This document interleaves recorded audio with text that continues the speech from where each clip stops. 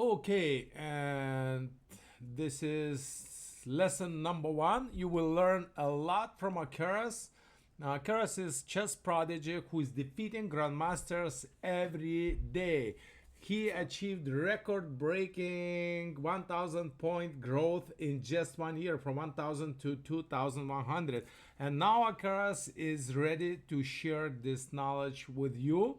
So I just let you know that we supervise Akara's YouTube channel, and but of course, Akara's. I also play chess. I'm Akara's dad.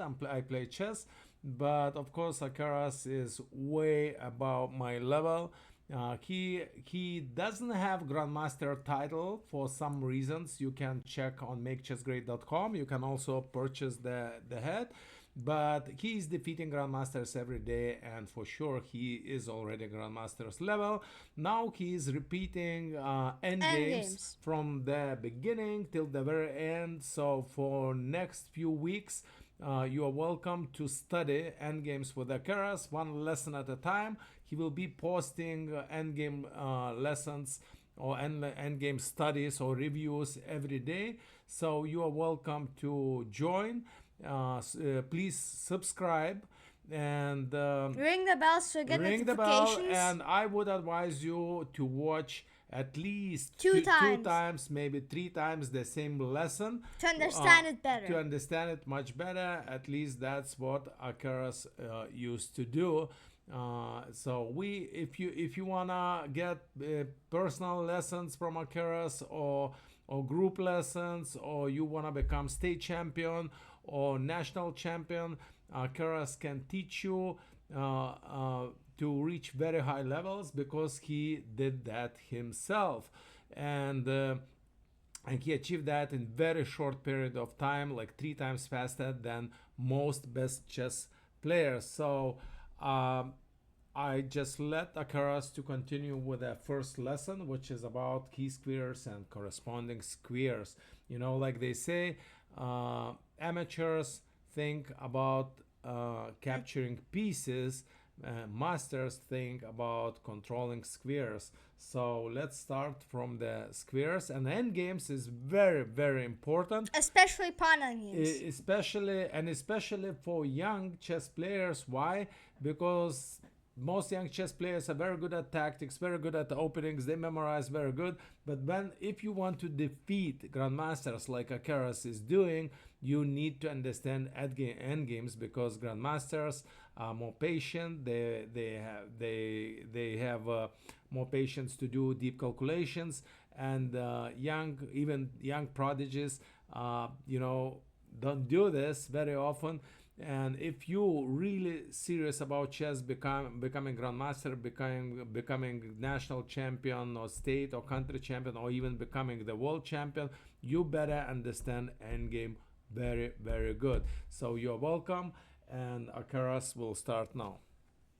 Okay, so today I will be teaching about key squares and corresponding squares.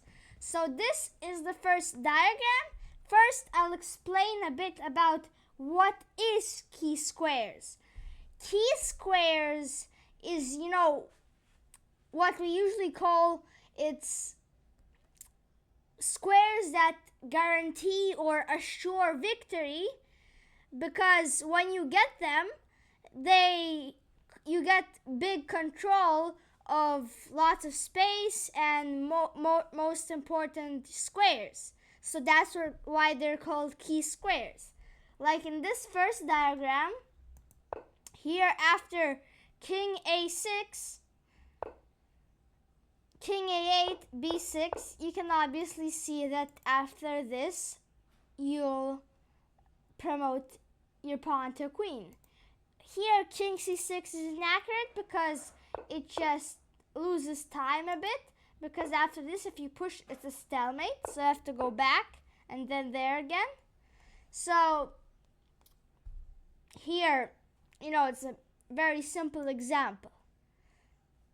Oh. And here,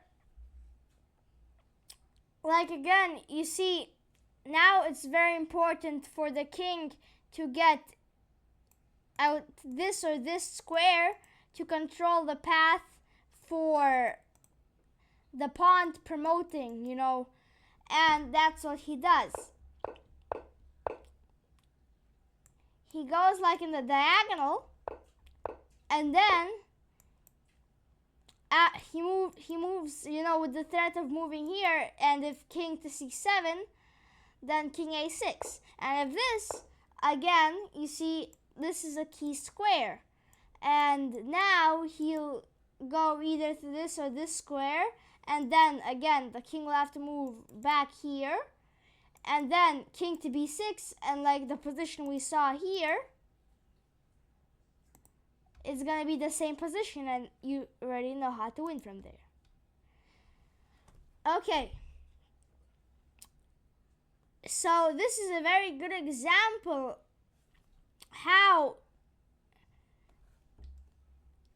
this position is winning for white. It looks like very simple, you can just go with the king and capture the pawn, and it will be winning. But actually, that's not so easy.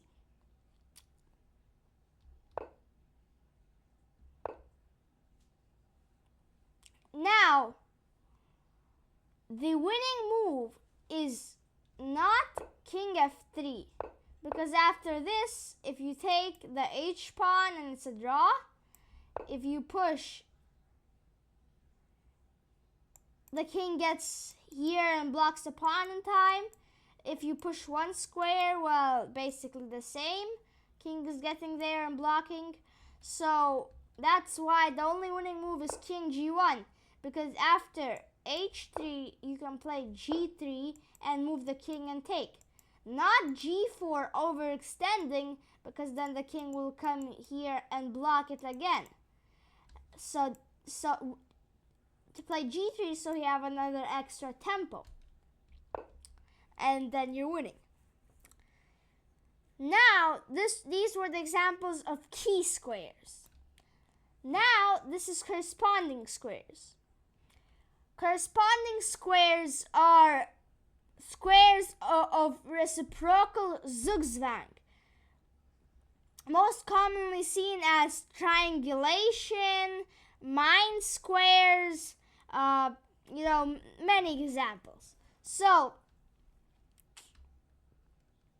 here, I think it was like some women's championship, and here the white saw that after some moves, the pawn will be lost, and simply resigned.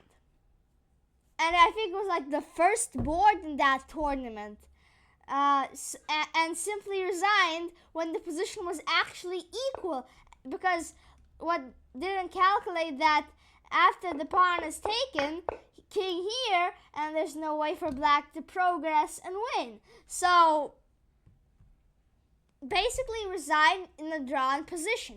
So you gotta learn your endgames so this doesn't happen to you.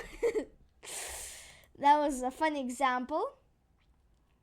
Now again here, this is a completely drawn position if everything is done correctly and not that move.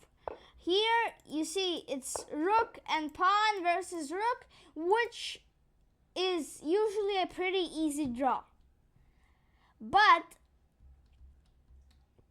especially if the king is on the right side where the pawn is, so then it's to get a draw is pretty easy. Of course, there always are things that happen, like here. White thought that after rook here, black will take some y, and the position will be equal.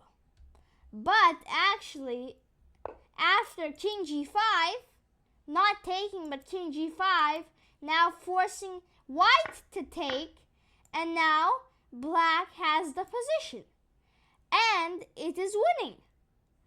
Again, and king here, black advances, just keep advancing. eventually until black promotes and it's game over. So again, rook f4 was a big mistake, not seeing an intermediate move. So my conclusion from this game, from this lesson, is that you always need to calculate far ahead, and even if it looks completely losing or losing, always double check. Like here, she probably made an assumption that it's losing because the pawn will be lost, but actually it is not losing. So if you like content like this, please subscribe to my YouTube channel, ring the bell, because I'm doing a series where I'm teaching endgames, and ring the bell so you get notifications when I upload new videos, and I'll see you soon. And I want to add, Akaras did very good job. I'm very proud. I'm very impressed of his enthusiasm and the way he presents. He's very entertaining, as you can see, and he has perfect memory, so he remembers everything very good. Like I said, unfortunately, they removed him from tournaments, even though he is defeating grandmasters every day. So this is very nasty decision from US Chess Federation, but Akaras is committed to become the world champion, and now he needs your support like never before. So please go on makechessgreat.com and read the full story about Akaras. Also go on, you can go on GoFundMe. Maybe I'll do full screen. Okay.